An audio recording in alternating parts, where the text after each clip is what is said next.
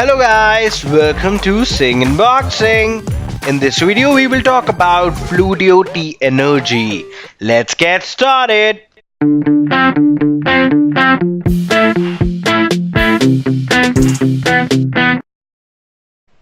To stay updated with all the awesome tech we review, hit the subscribe button.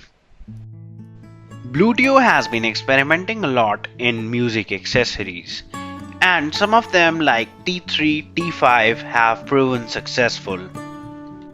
Bluedio T Energy is an attempt by Bluedio to satisfy the customers who want bass-packed wireless Bluetooth headphones in pocket-friendly prices. Having Bluetooth 4.2 and 13mm drivers, these earphones are quite promising on bass. Do not leave these earphones turned on when you're not using them because they consume battery even on standby mode. Ear tips being the first accessory, we get neckband headphones. Let me keep them aside. And we have a charging cable. And this is a USB Type-C charging cable. Last thing in the box is the user manual. This gives you basic information and gets you ready for the process of Bluetooth connectivity. Although Bluedio promises the battery backup of 12 hours, these can easily go up to 10 hours. Picking them in hand gives a clear indication that this is not a premium offering. Having Bluedio logo on left hand side, we have all the controls on right hand side. Active noise cancellation has never been a strong point for Bluedio, and these headphones are no different in that aspect.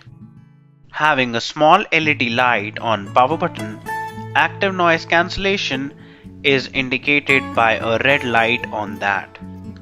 Having not so clicky feel, these volume buttons also act as next and previous buttons on long press. Having a small microphone besides play button, we have Type-C charging port just below ANC button. Now moving towards the earphones, let's talk about how they look and feel.